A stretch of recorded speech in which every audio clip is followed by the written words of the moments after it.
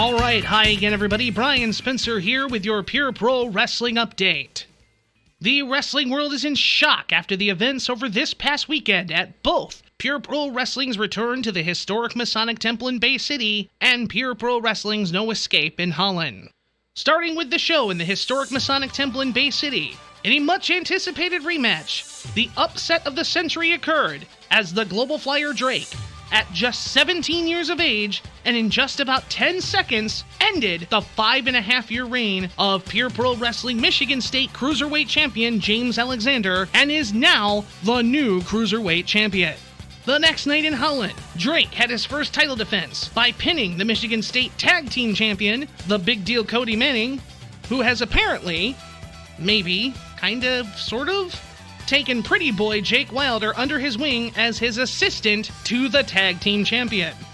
So as of now, Cody Manning is still looking for a Tag Team Champion partner. There is still time for you to head over to PPW's social media at PPWPower and submit your video application showcasing why you should be the Big Deal's tag team partner.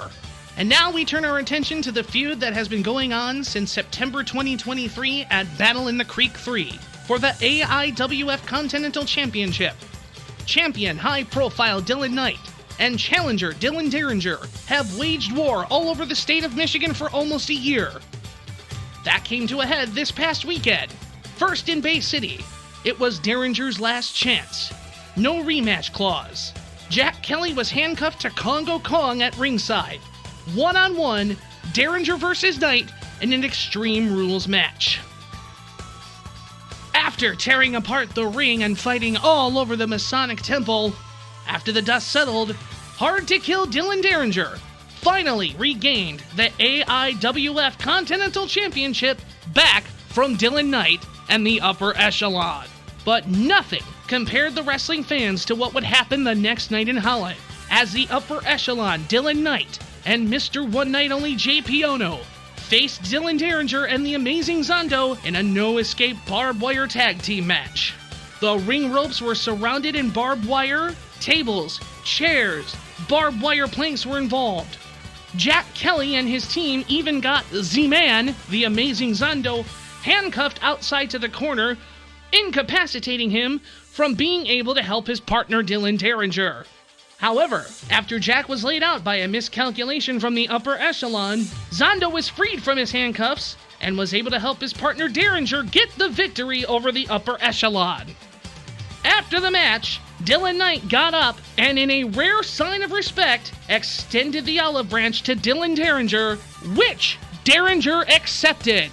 However, JP ONO wanted to attack Derringer with a chair after the loss. And when Dylan Knight stopped ONO, not only did ONO still lay out H2K with a chair, but then turned around and nailed Dylan Knight, his own partner of the Upper Echelon, with the chair and proceeded to drop Knight headfirst multiple times onto the chair, capping it off with standing over his former partner alongside a visibly shaken Jack Kelly. As of now, the condition of Dylan Knight is unknown. We know he was rushed after the show to a local medical facility, but has released no information on Knight's status. As of now, the status of the Upper Echelon is unknown. Jack Kelly has gone radio silent since the attack on Knight, and if you saw the event in Holland, you could see how conflicted he truly was. And as of now, the motives of this attack from Mr. One Night Only are unknown, with ONO stating on his social media, quote, "No need to explain my actions."